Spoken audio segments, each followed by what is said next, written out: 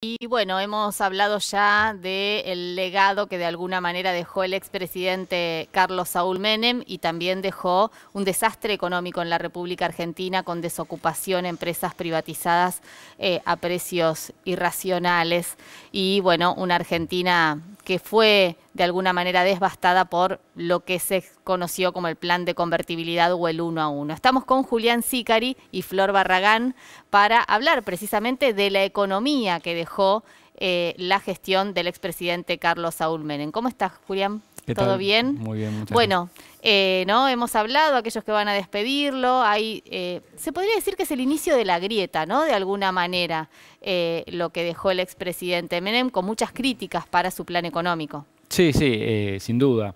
Es una figura, me parece, Menem, muy incómoda para todos los sectores sociales, porque, por ejemplo, los sectores liberales que podrían sentirse identificados con el programa menemista, no lo quieren llevar como bandera, porque obviamente se tendrían que hacer cargo de las desastrosas consecuencias sociales que vos mencionás, la explosión final, el megaendeudamiento, la desigualdad. Entonces es un candidato que si, por ejemplo, Macri, Larreta, o Lustó o Vidal hicieran campaña y decir, bueno, hay que hacer el programa de Menem, no los Claro. votaría nadie. Ujú. También es muy incómodo para el peronismo, porque el peronismo acompañó el programa neoliberal, o sea, los gobernadores, el propio partido, los senadores, la CGT. Y sin embargo, bueno, es el programa antiperonista, ¿no? Que traicionó las banderas históricas. E incluso me parece que grandes sectores de la población, que fueron los que apoyaron el programa menemista, que lo acompañaron, no sé, en el 89, que le dieron la reelección en el 95, en 2003 volvió a ser el candidato más votado del país, hoy en día miran con mucho desagrado las políticas de los 90, por bueno, todas las marcas que vos señalabas. Me parece que una de las más destacadas es el indulto a los genocidas. Claro. Y esa es otra paradoja, porque Menem gana su reelección con un indulto, por ejemplo, con políticas de impunidad frente a la última dictadura, y una década después va a premiar, por ejemplo, al kirchnerismo por las políticas de verdad, memoria y justicia. Entonces, bueno, también es algo incómodo porque nadie se quiere hacer responsable, ¿no? En el 95 decía yo no lo voté, bueno, pero Claro. ahí más o menos medio país ya lo había votado. Entonces, bueno, esta figura con el largo del tiempo me parece que se degrada su mirada histórica, pero sin embargo fue un personaje central, porque lo más llamativo es que la gran transformación que aplicó en la Argentina la hizo bajo un gobierno democrático, no la hizo con grandes desbordes represivos, criminales, de violencia, una sociedad que acompañó, y el mundo me parece que también iba en esa dirección. Entonces, bueno, ese lugar incómodo entre todas las posiciones es lo que nos permite y nos obliga a pensar la figura de Menem. Ahora, Julián, si uno consulta por ahí a los sectores más liberales que reivindican, no sé, te dicen, crecía mucho el PBI, el Estado se volvía más moderno, y les hablas del 2001 y te dicen, no, el 2001 no estuvo Menem. Ahora, ¿qué políticas de los 90 llevaron a ese estallido? Y bueno, sin duda la política central en términos económicos y políticos fue la convertibilidad, y que tenía en sí mismas las semillas de su propia autodestrucción. O sea, la convertibilidad, de la única manera que podía funcionar era con un sistemático endeudamiento del Estado. En 2001, en gran medida, intentaron hacer políticas de ajuste pues el país había quedado sin endeudamiento, y sin ese endeudamiento iba a explotar. Al principio lo pudieron llevar adelante vendiendo empresas del Estado, ¿no? Rifándolas en el patrimonio, aplicando políticas de flexibilización laboral. Y bueno, finalmente en el 2001, aparte, la convertibilidad que llevaba también aparejado el hiperdesempleo, la desigualdad, la pobreza, bajos salarios, porque bueno, era un tipo de cambio muy apreciado que hacía una invasión de productos importados desde el exterior, que arruinaba la industria nacional, la producción, el mercado interno. Entonces, bueno, esas condiciones, ya sea de ahogo social, de ahogo económico y externo, bueno, finalmente terminaron detonando en el 2001. Sí, recordemos a Domingo Cavallo, ¿no? Que fue el ministro de Economía. Padre y enterrador de la Exactamente, sí, y convertibilidad. además pensaba en esto de la propuesta de campaña, de aquel sigan menos los voy a defraudar, la revolución productiva, el salariazo y el vuelco al consenso de Washington, ¿no? Sí, eso también es muy llamativo, porque Menem hasta el 89, hasta que asume la presidencia, era un caudillo ultrapopulista. Bueno, de hecho, hasta físicamente Sí, sí, sí. tenía ese physique du rôle, ¿no? Sí, las patillas largas, el poncho rojo, decía que bueno, que se iba a enfrentar a la City, que iba a recuperar las Malvinas a sangre y fuego, nacionalizar el sistema bancario. Era realmente el terror de los mercados, no sé cómo se podría hacer, el Chavipo, Cuba, no sé. Llega como el candidato antisistema, y sin embargo, de ser el populista más temido para los mercados, termina convirtiéndose en el reformista inesperado que nunca soñaron jamás, ¿no?, los liberales. Y esta es otra paradoja, porque también habría que preguntarse cómo fue posible la tolerancia popular a las políticas de ajuste. porque aún programas que generan desigualdad, pobreza, hambre y desempleo tuvieron una ratificación plebiscitaria espectacular. Y la clase media, ¿no? Probablemente tuvo un rol central ahí también. Sí, sí, sin duda, lo que se llamaba en ese contexto el voto cuota, ¿no? Claro. Que entonces todo el mundo se podía comprar una licuadora, un lavarropas, un auto o la casa en cuotas. Viajar a Europa. Entonces, o los viajes al exterior, entonces ataban el destino económico a que no se salga de la convertibilidad. Y el principal garante de la convertibilidad para poder seguir pagando esas cuotas era Menem. Entonces, bueno. Ahora, en el 95, obviamente la clase media acompañaba, pero religió, es decir, había un consenso y de hecho sigue estando en la sociedad el hecho siempre de hay que volver a dolarizarnos, siempre sale alguna noticia de tiene que volver la convertibilidad. Bueno, estuvimos al punto de la dolarización Sí, también, sí. se discutió. Sí, bueno, y justamente el 1 a 1 era un poco eso. Ahora, ¿por qué la convertibilidad bajaba la inflación? Porque eso siempre vuelve, porque ante la inflación que es recurrente en el país, ¿por qué eso provocó una baja? Bueno, tenía 3 o 4 herramientas que brindaba la convertibilidad que permitía una baja tan fuerte de la inflación inmediata. Uno tenía que ver con atar el tipo de cambio y eso permitía dar cierta garantía porque, bueno, uno de los factores históricos de la puja inflacionaria en Argentina es el dólar. O sea, cuando sube el dólar, suben los precios inmediatamente, por eso en general estamos siempre tan preocupados. Entonces, bueno, al atar el tipo de cambio eliminó las expectativas de devaluación. Otro es la espectacular apertura económica, ¿no? Eso generó un abaratamiento muy grande de los productos importados, generando una competencia muy grande, bueno, que facilitaba, no sé si recordamos, el todo por 2 pesos, bueno, que eso arruinaba a la industria nacional, generando desempleo, bajando salarios. La hiperdesocupación fue otro factor muy importante, porque bueno, tiraba los precios a la baja, eliminaba la puja distributiva, las mejoras salariales, que es otro de los factores de la inflación en Argentina.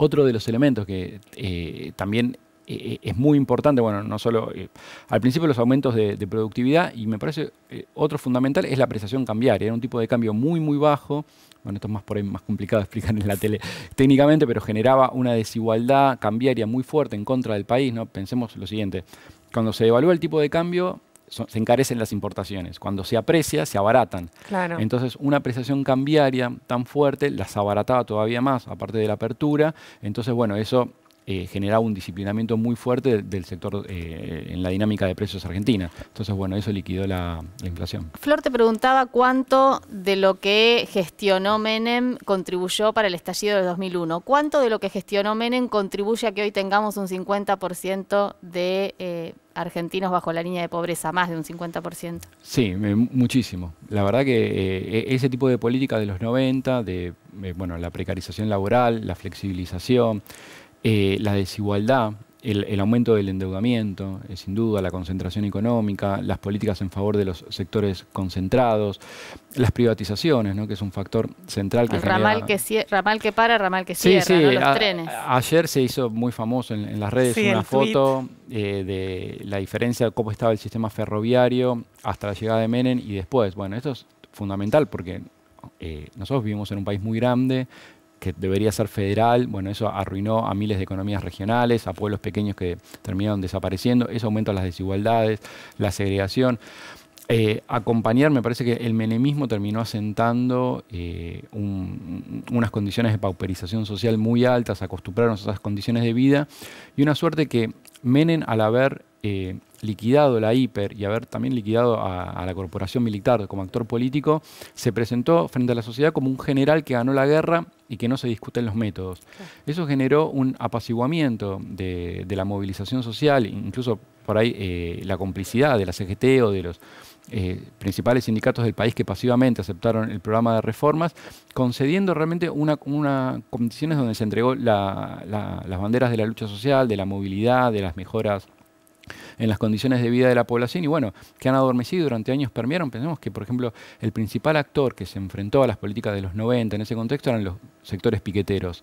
Bueno, los sectores piqueteros son hijos de la pauperización social, del desempleo, del hambre, de la pobreza, que como no podían hacer para en una fábrica, iban a cortar una ruta. Eran los desclasados, los excluidos. Bueno, eso es hijo directo del menemismo. Ahora, si miras los datos del menemismo, se da una paradoja que, por ejemplo, no sé, de 2003 a 2011 aumentaba el PBI, pero bajaba el desempleo, bajó la pobreza. Ahora, en los 90 subía mucho el PBI, si mirás solo el dato PBI, sí, pero a la vez el desempleo, la pobreza, todo eso empeoraba mucho. ¿Por qué se daba esa paradoja? Sí, eso, como señalás, es interesante, lo que se llama una modernización excluyente, ¿no? Porque, bueno, primero había muchos sectores de la economía argentina muy atrasados, ¿no? Por lo menos desde el Rodrigazo, en 1975, que el país prácticamente no crecía.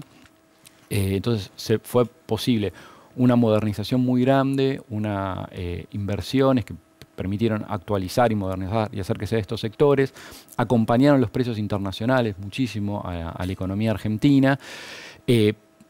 El estancamiento de 15 años previos permitió hacer un colchón de crecimiento rápido y fácil, una recuperación, entonces eso permitió ese crecimiento. El tema es que, por ejemplo, se crecía expulsando trabajadores de las empresas privatizadas, que eso fue un factor importante. Muchos sectores al principio no lo notaban porque tenían las indemnizaciones, entonces, bueno, ese no era un problema.